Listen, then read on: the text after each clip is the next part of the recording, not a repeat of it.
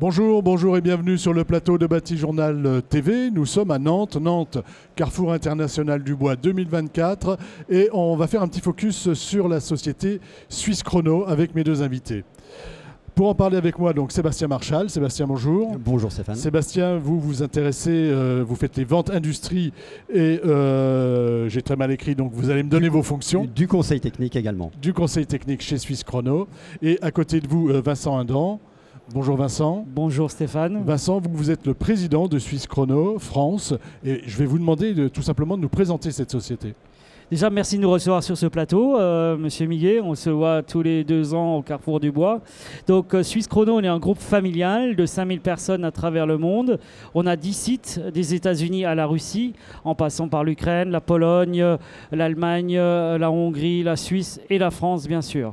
Alors, en France, on est situé en région Centre-Val de Loire. On y emploie plus de 400 personnes et on fabrique des produits dérivés du bois. Alors, on est l'unique fabricant d'OSB sur le territoire français et on fabrique des panneaux mélaminés décor.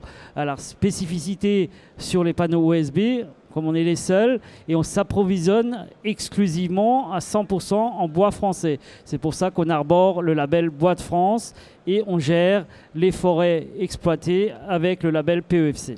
Le bois que vous utilisez pour les panneaux USB vient de la proximité de l'usine.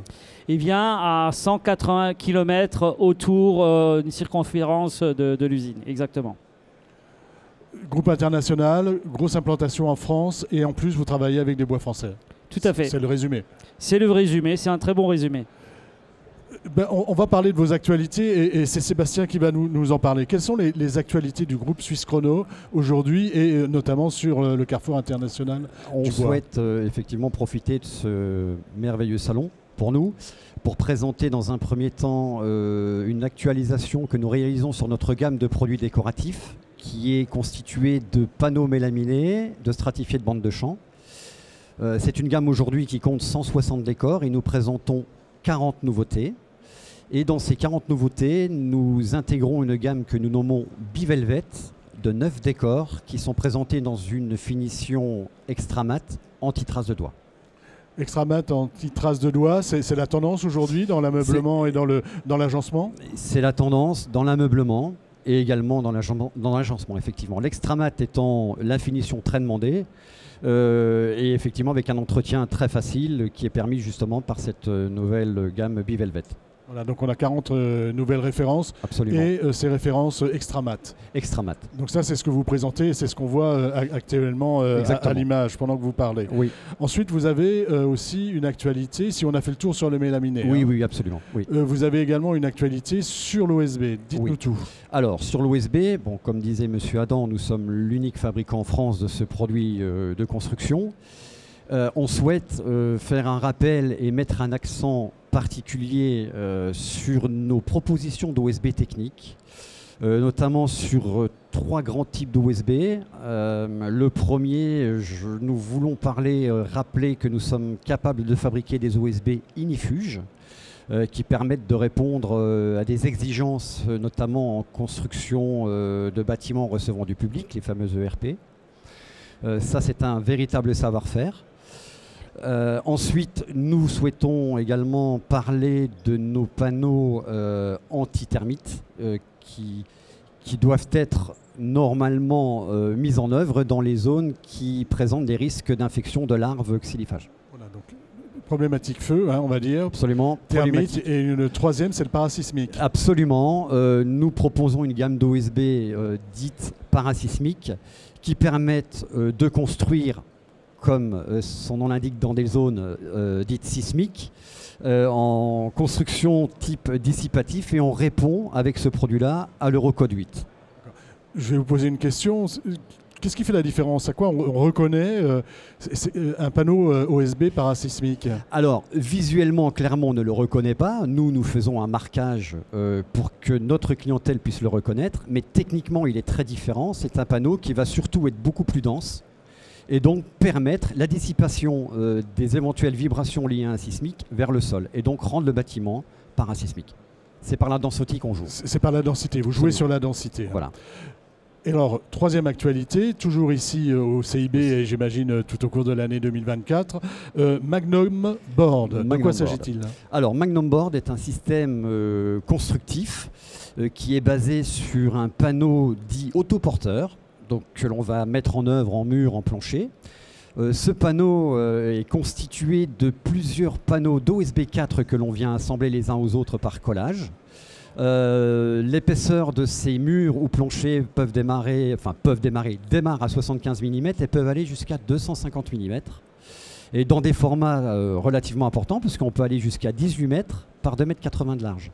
Donc c'est vraiment un système constructif qui est très très intéressant, qu'on invite les visiteurs de ce salon à venir voir sur notre stand qui est situé Hall 2, D2, allée D2. C'est un système qui a vraiment l'avantage d'être très simple en exécution, rapide sur chantier et économique. Vous êtes sur les mêmes marchés qu'un CLT ou d'autres produits collés croisés?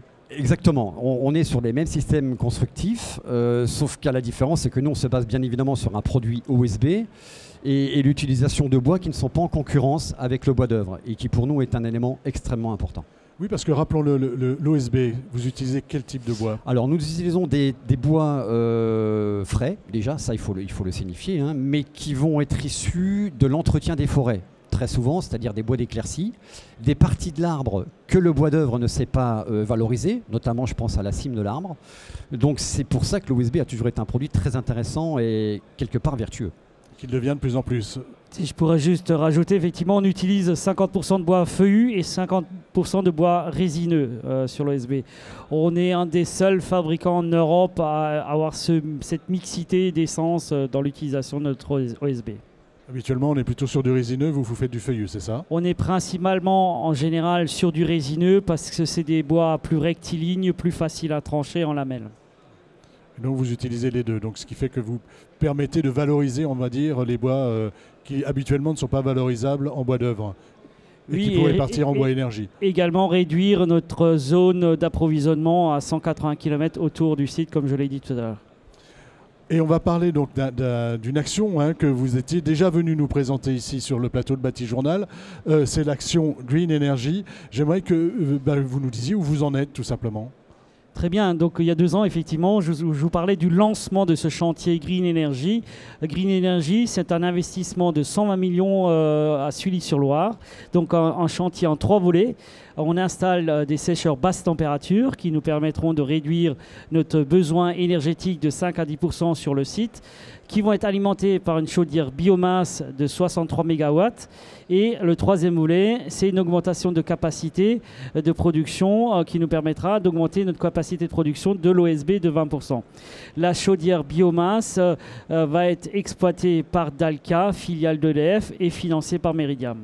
On en est où aujourd'hui du projet? Alors, le chantier touche à sa fin. La mise en service industriel est prévue début juillet et la date d'inauguration est prévue le 5 septembre en présence, on espère, d'un ministre, donc M. Roland Lescure est invité, le président d'EDF, Luc Rémond, la présidente de Dalca, Sylvie Joanneau, le président de Meridiam, Thierry Déo, notre propriétaire Inès Kindel serait présente également et le président de l'ADEME aussi, pour ne pas l'oublier, Sylvain Mazerman. D'accord. Donc vraiment un projet d'envergure et apparemment important, démonstrateur. Très important et soutenu et on est effectivement lauréat de France 2030 sur les 3 volets. Écoutez messieurs, merci. Je trouve qu'on a fait un bon petit tour d'horizon de l'actualité Suisse Chrono. Donc rendez-vous le 5 septembre. Très bien, merci Stéphane Miguet. Merci Stéphane. Merci, à bientôt. Une émission, donc un petit temps d'échange à retrouver sur notre site internet Batijournal TV et bien sûr sur les sites de nos magazines partenaires que sont le magazine Woodsurfer et l'Atelier Bois. Merci messieurs. Merci.